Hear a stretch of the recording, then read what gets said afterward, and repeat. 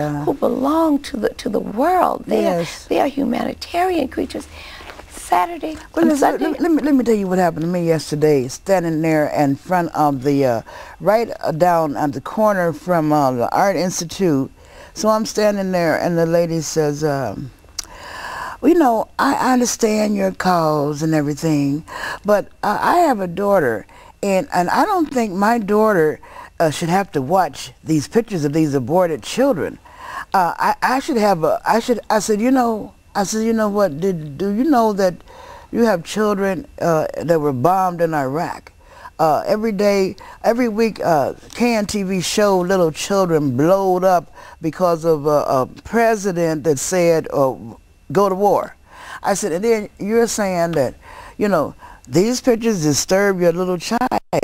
I said, but then you want choice. I said, well, that's what choice look like. You know, and so we just want you to know reality. You don't keep American children in a fairyland when you got terrorist people blowing up stuff. All you're doing is hurting your children. Okay, now, this is the innocent baby that the lady said she didn't want her child to look at this. Well, see, that's exactly what I'm talking about. And yet she can watch all this gory stuff for fun. Yeah. You know, murder is marketed as entertainment, and she has no problems with this. What is it? Friday the 13th. And, and this all man that comes with the big fingernails and all this, where people's bodies are blown apart in slow motion as entertainment. And this woman, so I said, I know what I'll do. I'm not really that computer literate, so I called my friend up. I said, look up the word, look up Makash, find out who this man Makash is. And she looked him up, and she said, well, he was a philosopher, I think, born in Scotland. I said, but did he live in Illinois? Did he live in Chicago? She says, oh, no. He was a Scotchman that was a philosopher from Scotland. And he died like 115 years ago. I said, well, you know, we haven't even been out of slavery that long. No. And I want that school renamed. For real. So that was Sunday when I got the idea. I wrote it up, the proposal up that Monday. That Wednesday, the Board of Education was having a meeting. I tried to get in touch with the school and with Makash to talk to the principal, and I couldn't.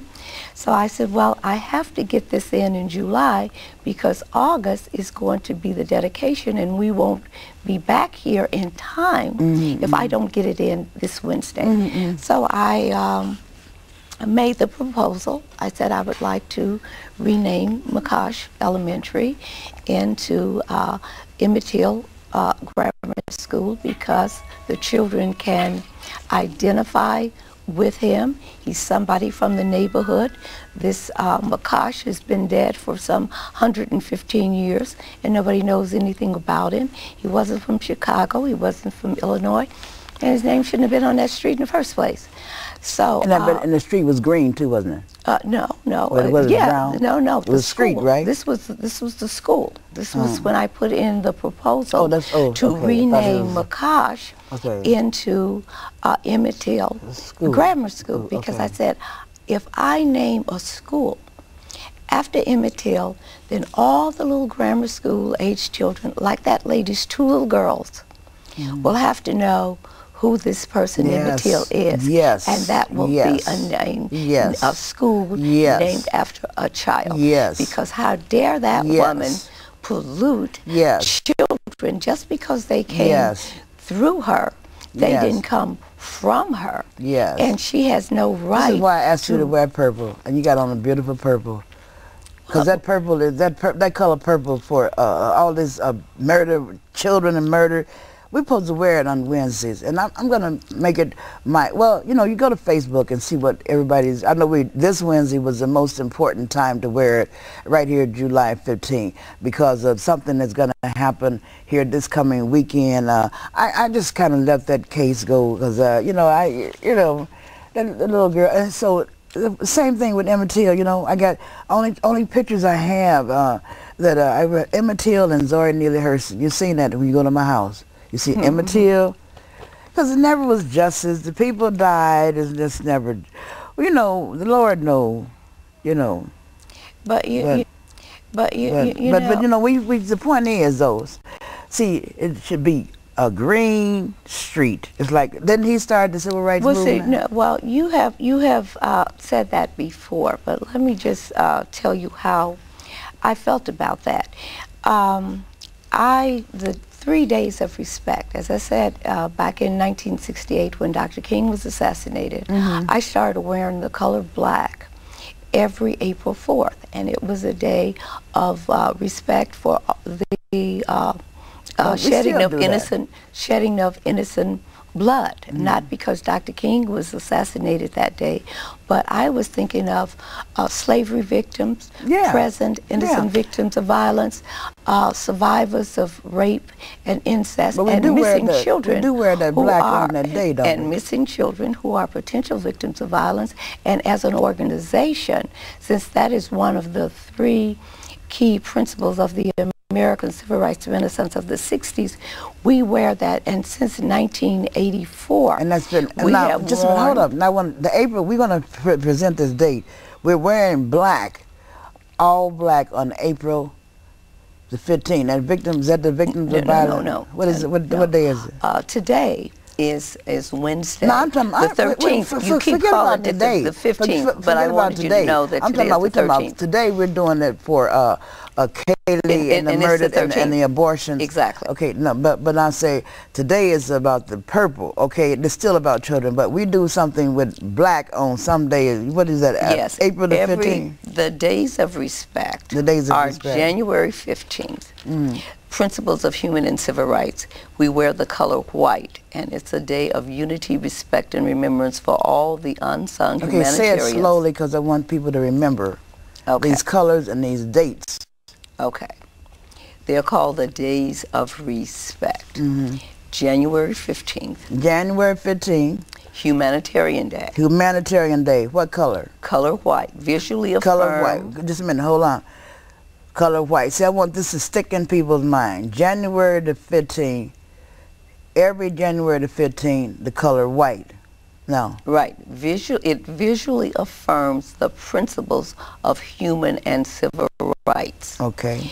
And it's a day of unity, of respect, and remembrance for all the unsung humanitarians, regardless to their race, along with Dr. Martin Luther King Jr., that challenged the system of white supremacy practices and changed America's unjust laws of segregation, Jim Crow, genocide. And April 4th, Principles of Nonviolence. April 4th, Principle of Nonviolence. Visually affirmed by wearing the color black. Wearing the color black. And it is a... So we need something big with that. See, I wish you had to put that in a big printout. Right, next time I'll bring the big sign. But this is a day of unity, respect, and remembrance for slavery victims, for present innocent victims of violence, you got to wear that color. for survivors of rape and incest, because during slavery a black woman could not be raped if she was sexually mutilated by anyone other than her slave owner. Now, you know, it was a trespass against him and not her. And as I said, a day of to commemorate the principles of nonviolence. Okay, now that's April 4th. April 4th. All black. And missing children, okay, who are potential April 4th. Victims you of hear that, violence. audience? April 4th, all black. January the 15th, all white. Now we got, but see, August 28th, we're supposed to be wearing black and white, ain't it? That's right.